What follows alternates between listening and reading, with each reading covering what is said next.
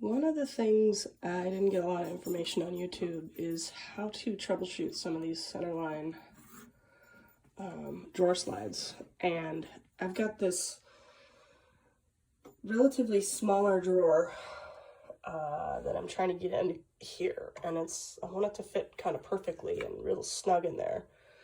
One thing I'm going to try to do is use this to get the slide a little bit closer. There's a little tiny piece of wood. And the other thing I'm realizing is there's a lot of screws, holes, and several of them you should really just ignore. This screw hole matters. This one, I feel like whenever I use it, I get in trouble. Because by using this one, this is what allows this to have some leeway up and down. And also there's these two screws in the back, and I find those also get me in trouble. Because if this rail is too rigid, it won't adjust to the needs. So I'm going to try this again and see if I can get this thing to slide in real perfect by just using these holes and that one, and not, for example, this one. This one is also not on a movable thing. So you have to be very careful about which holes. Use the ones that have the pull tab, if you will, kind of thing. Let's see what happens. Okay, so I've closed it. By the way, you can see what's going on here. And you can tell a few things. One, look at how tight this is here versus over here. This is a lot more, and you can even, if you look down there, you can actually see the slide. Over here, you can't see anything. When you pull this out, you could actually see, if you move this, that there's still an opportunity to potentially push this slide slightly farther out, which would get this closer to the other side, which would get the left side closer to the left. And so I'm going to add another piece of banding and see if that'll work.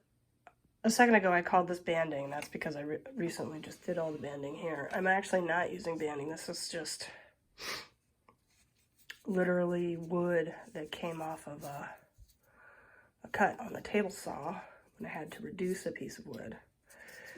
I was originally thinking about potentially using banding as my spacer, but I thought about it and I said, hey, you know what, that might be a bad idea because banding has glue on it, and if the glue melts, it might actually reduce just a micro, fraction of an inch or whatever of the spacing, and that could cause a problem because I actually need the spacing to be perfect. So anyways, I'm going to try two and see what happens.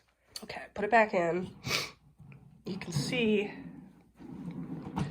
it's closing a lot better, but there's still not a lot of give right there. So I'm going to try using this 1/16 of an inch ply as my spacer instead and see what happens. I'm going to go do this on a table saw.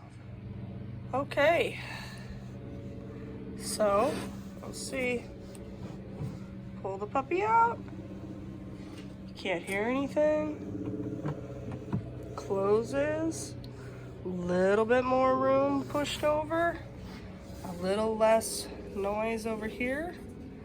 And what I did was on this left-hand slide, I actually used the more aggressive hold it to the side so that this is the only flexible side.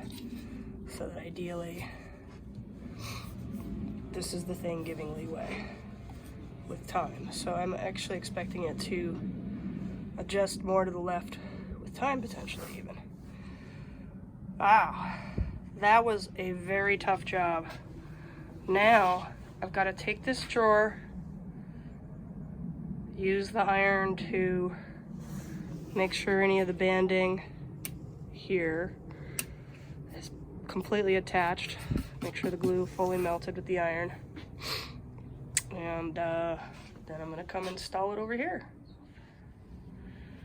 So in doing this portion of the project, I learned a ton, and I realized that even a 1/16 of an inch can really matter at times.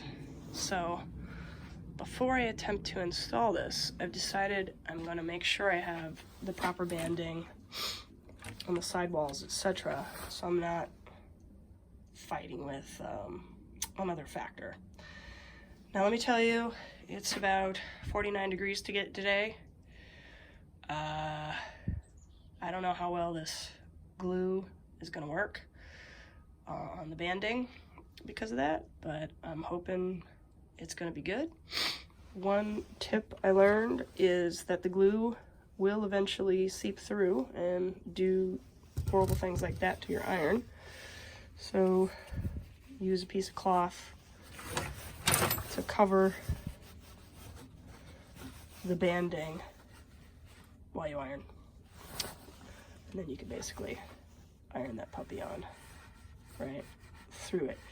Another thing is, if you think you're done with the iron, do 4 more passes, because there's nothing more irritating than banding that comes off.